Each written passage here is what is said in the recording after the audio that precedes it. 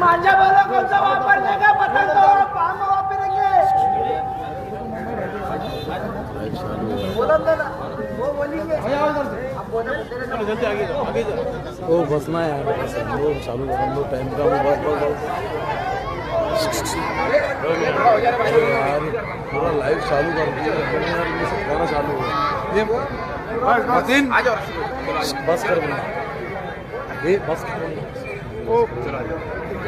बस ये मजलिस की मोहब्बत है, ये आवाम की मोहब्बत है हमारे सदर जनाब इंडिया जलील साहब से। मैं आपसे गुजारिश करता हूँ कि आप लोग सत्कार समारोह आपको बात करने में जाना है साहब को प्लीज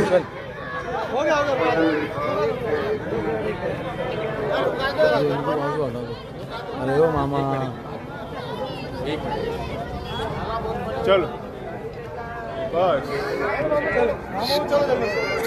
ये बाजी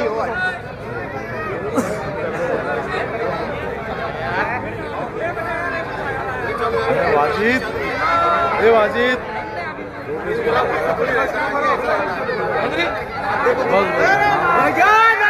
चालू करो आवाज में खराब है फिर तो चालू करो शिवासना मैं इधर देखो नहीं बोलो ऑर्डर लगा बरं का जावा गोष्ट आहे तो गोष्ट हां त्याला बोलून द्या मग गोष्ट त्याला मी नाही थोडी म्हणतो आ जाओ भैया इधर आ जाओ चलो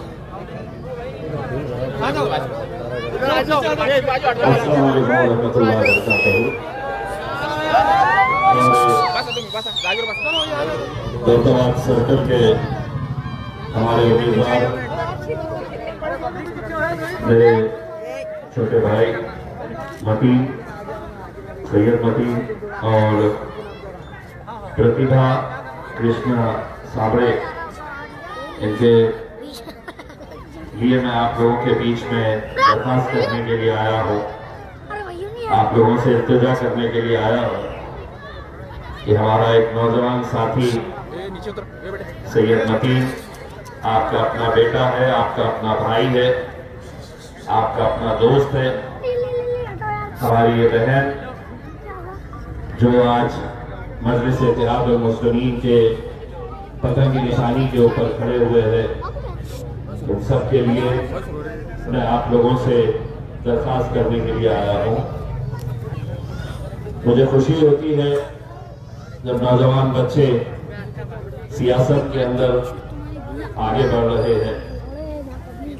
मैं आज खंडाला गांव गया था जहां पर 21 साल का एक लड़का है, पढ़ा लिखा है,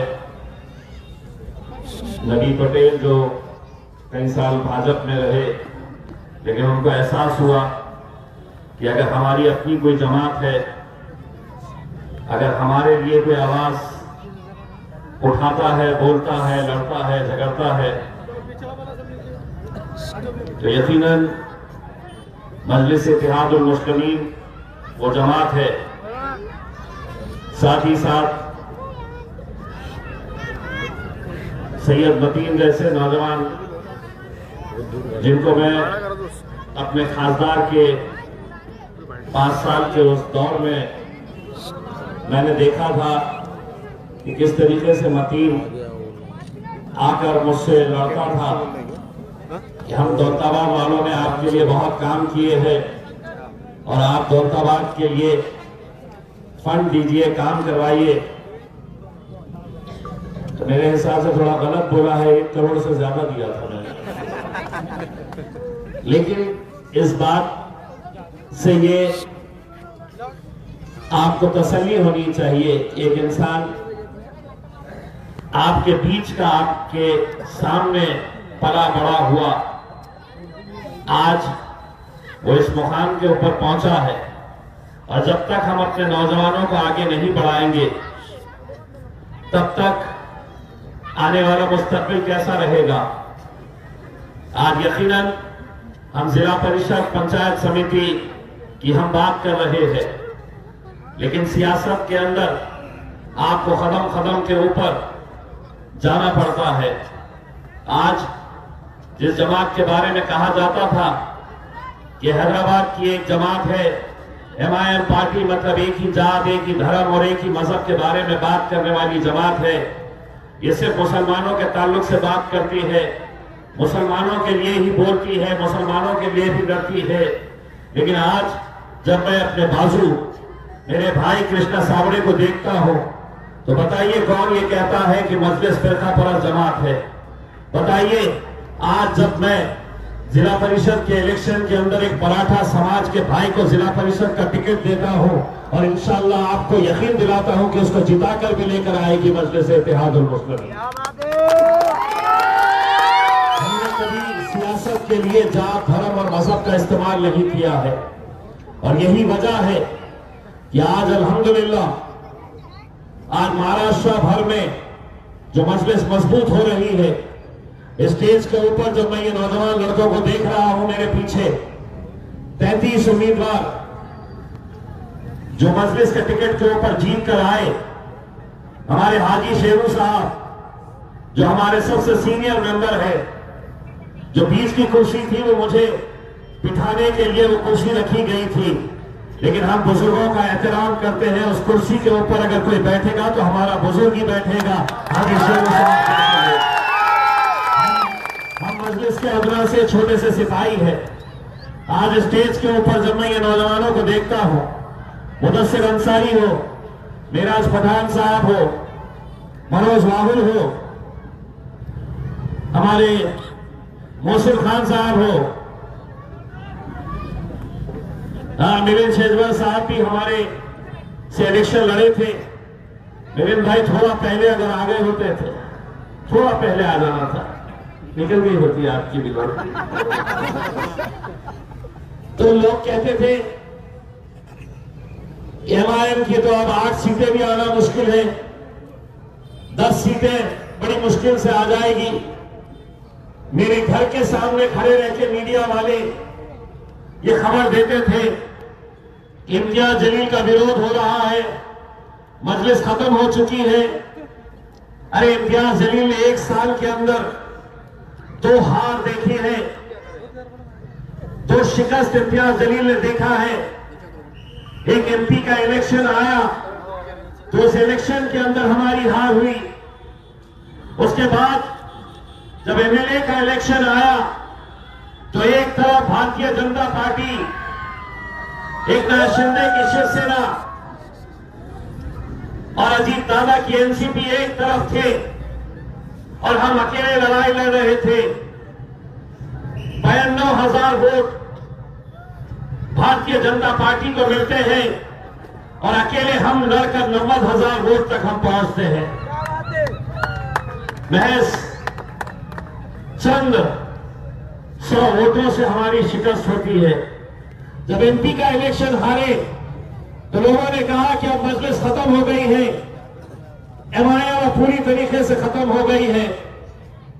फिर MLA का इलेक्शन आया, जब दोबारा शिकस्त का सामना करना पड़ा तो लोगों ने कहा कि अब MIM तो पूरी तरीके से खत्म हो गई है, अब यहां पे MIM महाराष्ट्र के अंदर अब नहीं चल पाएगी। MP भी हार गए, MLA भी हार गए, लेकिन हमने इलेक्शन हारा था, हमने हिम्मत नहीं हारी थी। हमने जोश, जज्बा हमने हमारा कभी भी कम नहीं होने दिया। और जब बिहार का इलेक्शन आया तो सारी सियासी पार्टियां कहती थी कि इनका एक MLA आना मुश्किल रहेगा, एक MLA भी इनका नहीं आ सकता है बिहार के अंदर। लेकिन अल्हम्दुलिल्लाह आप लोगों की दुआओं की बदौलत हमने 5 MLAs बिहार के अंदर जिताकर लेकर आए। नगर परिषद का इलेक्शन आया, लोग कहने लगे कि छोटे छोटे शहरों के अंदर मजलिस कहां है मेरे भाई। 83 सीटें हमने नगर परिषद के अंदर भी लेकर आए, एक नगर अध्यक्ष को भी बिठाया। और जब महानगर पालिका का इलेक्शन आया तो कहते थे कि खत्म, औरंगाबाद से तो खत्म। रोज देख रहे थे ना टीवी पे, पूरे के पूरे बिलक गए थे मेरे ऊपर, इसको क्यों दिए, इसको देना था, उसको देना था करके। पार्टी ने जब फैसला ले लिया था, हमने जो फैसला लिया सिर्फ इस बुनियाद के ऊपर लिया था हमने कि मजलिस के अंदर चेहरे मायने नहीं रखते हैं, लोग वोट देते हैं तो बैरिस्टर असदुद्दीन ओवैसी साहब को देते हैं और मजलिस इत्तेहादुल मुस्लिमीन को देते हैं। आज हम हैं इस जगह के ऊपर, हमारी जगह पे कल कोई दूसरा आएगा, लेकिन मजलिस जिंदा रहेगी, मजलिस कायम रहेगी मेरे भाई। नाराजगियां हो सकती है, आज 125 सीटें महाराष्ट्र के अंदर लेकर आए, कोई मामूली बात नहीं है। लोग कहते थे कि ये मजलिस महाराष्ट्र के अंदर कहां जाएगी। आज मुंबई जैसे शहर के अंदर 8 कॉर्पोरेटर्स लेकर आना, 8 कॉर्पोरेटर्स जब हमारे आए तो शरद पवार साहब के एनसीपी हमसे पीछे है। दादा जिसका देहांत हुआ, हम उनके श्रद्धांजलि अर्पित करते हैं, उनके एनसीपी भी हमसे पीछे। और राज साहेब ठाकरे वो तो कहीं हमारे मुकाबले में भी नहीं। कैसे कैसे 125 सीटें जीत कर लेकर आए तो सारों को तकलीफ इस बात की सताने लगी कि ये पता वो कैसे रही है। मुंब्रा में 5 लेकर आए, उसमें एक छोटी सी बच्ची भी आ गई और वो बच्ची जीत के आती बोल डाली, कैसा तो वहां पर एक भाजपा का एक मंत्री पहुंच गया। जब वो बच्ची ने कहा कि हम 5 सालों के अंदर हम मुंब्रा को हरा कर देंगे, मतलब ये नहीं है कि मुंब्रा में हम किसी जात धर्म और मजहब के बारे में बात कर रहे। अगर हमारा झंडा पीला होता तो बच्ची शायद ये कहती कि हम मुंब्रा को पूरा पीला कर देंगे, गुलाबी कर देंगे, लाल कर देंगे, जो भी रंग। हमारा झंडे का रंग हरा, तो बच्ची ने कहती कि हम हरा कर देंगे। तो उसको रोकने के लिए तोतला पहुंच गया वहां पे और उसने समझा ये बच्ची अकेली है, इसके आगे पीछे कोई नहीं है, तो सीधा पुलिस स्टेशन चले गया और ये मांग करने लगा कि उस बच्ची को अरेस्ट करो, गिरफ्तार करो। अब पुलिस भी सोची कि तोतला सत्ताधारी पक्ष का है, 6-8 पुलिस वाले लेके घूमता है अतराफ में। अम्मा कभी सुने हैं उसके मुंह से, तुम्हारे तो भत्ते पीते कहां से वो जब आने वाला रहता पुलिस वाले परेशान हो जाते हैं कि उन्हें बोलता क्या और उनको समझ में आता क्या। तो उसने समझा कि इस बच्ची के आगे पीछे तो कोई है नहीं। एक दिन रात में पुलिस का फोन आता है उस बच्ची को और ये कहते हैं, क्या नाम है बोलते का, सुमैया जी आने वाले हैं, तो आप माफीनामा लिख दो, नहीं तो आपको अरेस्ट करना पड़ेगा। अच्छा, इस कानून के तहत अरेस्ट करना पड़ेगा? कोई कानून नहीं, कोई कानून नहीं। हुकूमत हमारी है, पुलिस हमारी है, प्रशासन हमारा है, तो गुंडागर्दी भी हमारी ही रहेगी। कहे कि आप अगर माफीनामा नहीं लिखेंगे तो कल सुमैया जी आ रहे हैं, उनके आने से पहले अगर नहीं मिला तो हमें मजबूरन आपको गिरफ्तार करना पड़ेगा। यह खबर जैसे ही मुझे पता चली तो मैंने कहा कि थोड़ा सा रुक जाओ, तुम्हारा बाप आ रहा है। तो हम वहां पर गए, लेकिन बच्ची को चूंकि उसके घर वाले पुलिस का दबाव उन्होंने कुछ लिख कर दे दिया, लेकिन हम भी कहां खामोश बैठने वाले थे। झुकना तो किसी के बाप ने हमको सिखाया नहीं है, ऐसा डरना हमको किसी के बाप ने सिखाया नहीं है। तो हमने उस बच्ची को बाजू बिठाए, मीडिया वाले ने पूछा ये बच्ची ने ऐसा बोली थी, आपका क्या कहना है? मैं बोला बच्ची जो भी बोली थी हम उसके साथ खड़े हुए हैं, बिल्कुल सही बोली थी जो भी बच्ची ने बोली थी। और मैं बोला तुम? बच्ची ने ये बोली थी कि वो मुंब्रा को हरा करेंगे, मैं ये बोलकर जा रहा हूं कि इंशाल्लाह मैं पूरे महाराष्ट्र को हरा करूंगा। और फिर मैंने उनकी मौजूदगी में बोला, ए तोतले, जरा मेरा क्या तेरा कर सकता है? मेरे भाई, आज ये लड़ाई एक तरफ फिरका परस्त है और एक तरफ मजलिस इत्तेहादुल मुस्लिमीन। हमने कभी जात, धर्म और मजहब के नाम के ऊपर राजनीति नहीं की है। हमने ना कभी बड़े बड़े महापुरुषों के नाम का इस्तेमाल करके हमने अपनी घटिया राजनीति नहीं करी है मेरे भाई। वरना आज जो 33 उम्मीदवार मेरे चुनकर आए हैं उसमें वो काका साहेब काकड़े भी है, मेरा एक दलित भाई जो पिछले 10 सालों से मजलिस के साथ कांधे से कांधा लगाकर खड़ा हुआ है। वो विजयश्री जाधव नाम की हमारी वो बहन भी है जिसके घर में आज तक कभी राजनीति के अंदर किसी ने किस्मत नहीं आजमाई थी। उसका शौहर एक हॉस्पिटल के अंदर लैब टेक्नीशियन का काम करता है। जिस दिन फॉर्म भरने का दिन था हम उसके घर पर गए और हमने उस ताई को कहा कि आप मजलिस का टिकट लीजिए, आप खड़े रहिएगा। उनके पास कोई ऐसा तजुर्बा नहीं, पैसा नहीं उनके पास। 2500 रुपये जो चालान भरने का था, वो चालान भरने के लिए भी हमने अपने लोगों से कहा कि जाओ और इस हमारी बहन का चालान भर के आखिरी दिन फॉर्म भरने का, और हमने फॉर्म भरवाया। 10 दिन के बाद विजयश्री जाधव नाम की हमारी वो बहन घर पर आती है तो कॉर्पोरेटर बनकर आती है मजलिस इत्तेहादुल मुस्लिमीन।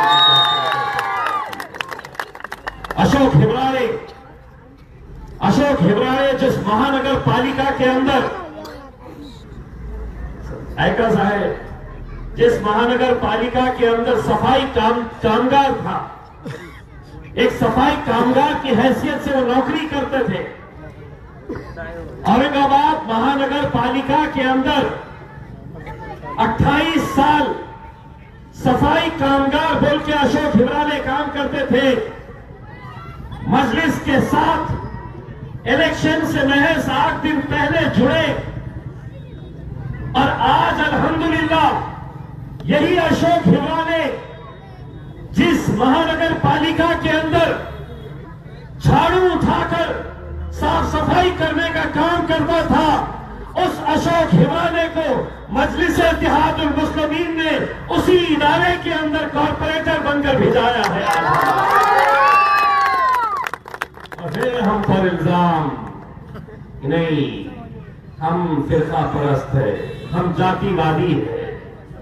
आज इनका मुकाबला किसके साथ है? भाजपा के साथ है मेरे भाई।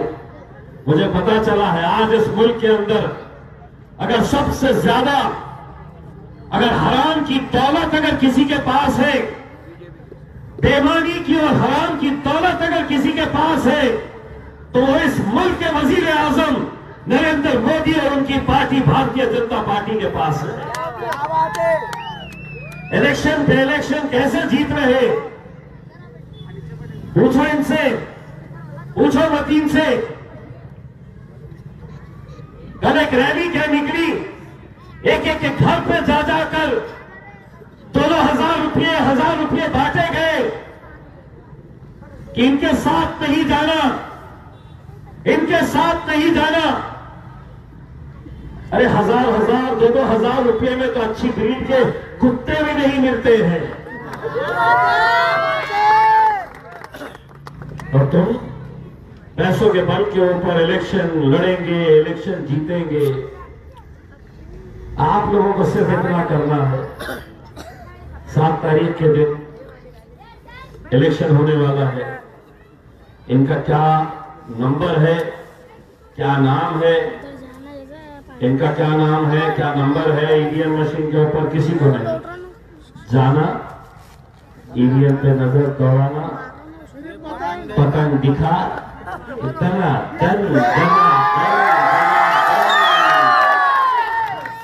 सिर्फ पतन के ऊपर मोहर लगाना उसमें।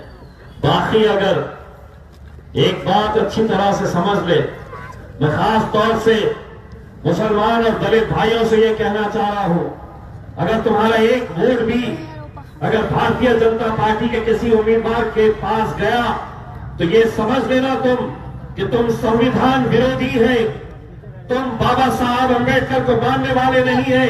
क्योंकि इसी भारतीय जनता पार्टी ने ये ऐलान किया है कि हम इस मुल्क के अंदर बाबा साहब के संविधान को हम बदल कर रखेंगे करके।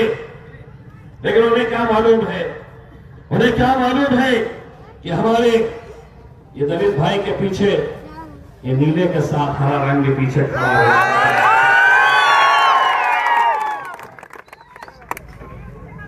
हरा रंग, नीला रंग, भगवा पीला, जब ये सब एक साथ मिलाकर आते हैं तो बहुत खूबसूरत सा मुल्क बनता है मेरे भाई, और उस मुल्क का नाम है मेरा भारत देश है। भारत माता की हर सभा में आ रहे ऐसे मेरा सिर्फ आप लोगों से यही इल्तिजा है कि नतीम भाई और हमारी बहन इन लोगों को आप लोगों को दिला कर लेकर आना है। यकीन मानिएगा इलेक्शन के वक्त पैसे का इस्तेमाल होता है और भारतीय जनता पार्टी बेहिसाब पैसा इस्तेमाल करती है। आएंगे आपके पास भी आएंगे 1000 रुपये 2000 रुपये लेकर, लेकिन आपके जमीर को टटोलना है आपको। मुसलमानों में तुमसे एक बात कहना चाह रहा हूं, अगर इन पैसों से अपने वोट को बेच रहे हैं तो सोच लो कि आज तुम कहीं ना कहीं उन मस्जिदों को शहीद करने का काम कर रहे हैं जो भारतीय जनता पार्टी आज अपने हुकूमत की बल के ऊपर ये सब हरकतें कर रही है। आज हमारी मस्जिदों को निशाना बनाया जा रहा है, हमारे दरगाहों को, हमारे खानखाहों को निशाना बनाया जा रहा है। दोस्तों, रोंगटे आ जाएंगे आपको। यक्कल कुआं का एक मदरसा है जहां पर लाखों की तादाद के अंदर उलमाए किराम तैयार हुए हैं, लेकिन आज भारतीय जनता पार्टी उस गुलाम मोहम्मद बस्तानवी साहब के मदरसे को निशाना बनाना चाहती है। वो मदरसे को पूरी तरीके से खत्म करना चाहती है। आप 1000 रुपये में 2000 रुपये में अपना ईमान मत बेचो मेरे भाई। यकीन मानिएगा कि आज गरीबों के घर को जब बुलडोजर से गिराया जा रहा है भारतीय जनता पार्टी के हुकूमत के दौरान, तो आप उस षड्यंत्र का भी शिकार होने वाले थे। इसीलिए मैं आप लोगों से हाथ जोड़कर ये गुजारिश करने के लिए आया हूं कि अपनी आज वजूद की लड़ाई है, अपनी पहचान की लड़ाई है मेरे भाई। आज हमारी बच्चियों से यह कहा जाता है कि तुम हिजाब पहन के कॉलेज नहीं जा सकती। आज हमको बार बार रोका जाता है, टोका जाता है। ये जीत कर आएंगे तो एक जिला परिषद की सीट मिलेगी, एक पंचायत समिति की सीट मिलेगी, लेकिन इनकी सीट की वजह से ताकत अगर किसी को मिलेगी तो हमें मिलेगी। वो ताकत मिलेगी मेरे कायद बैरिस्टर असदुद्दीन अवैसी साहब को। इसीलिए हम सब की जिम्मेदारी है कि आज हमने जाति, धर्म और मजहब सभी को दरकिनार करिए। पहली मर्तबा ये मौका आया है, इतने सालों तक आपको कभी ये मौका नहीं मिला था कि अपनी जमात को वोट देने का।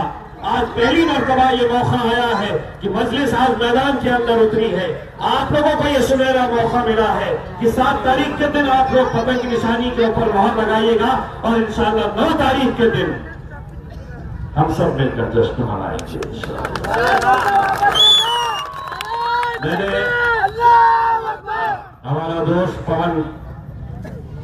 पवन ने मुझसे कहा था कि साहब आप मतीन भाई को टिकट दीजिए, आप कृष्णा सावरे साहब को, उनकी पत्नी को टिकट दीजिएगा, हम सब मिलकर लड़ेंगे।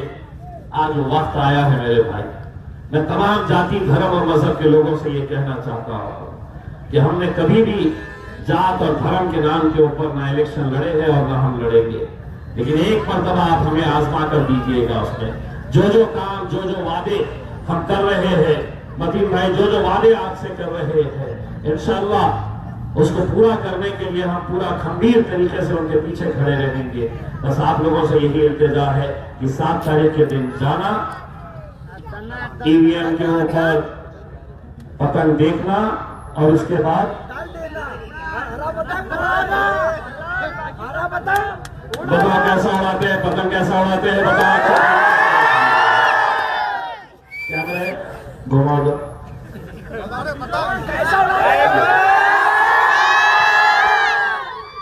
अम्मा आप भी बता दो कैसा उड़ता है।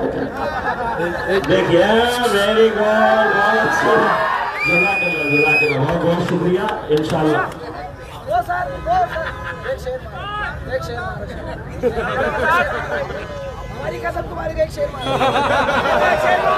इनका कहना है कि मैंने एक शेर मारा करके, तो मैं इनको ये कहना चाहता हूँ कि जब मुंब्रा को जब मैं गया था तो उन्होंने मुझसे ये उम्मीद की थी कि मैं खामोश बैठ जाऊंगा करके, तो मैंने उनको एक बात कही थी कि तुम्हारी सोच के साथे में ढल नहीं सकता, जबान काट लो ये लहजा बदल नहीं सकता, मुझे भी मोम का पुतला समझ रहे हो क्या, तुम्हारी लौ से ये लोहा पिघल नहीं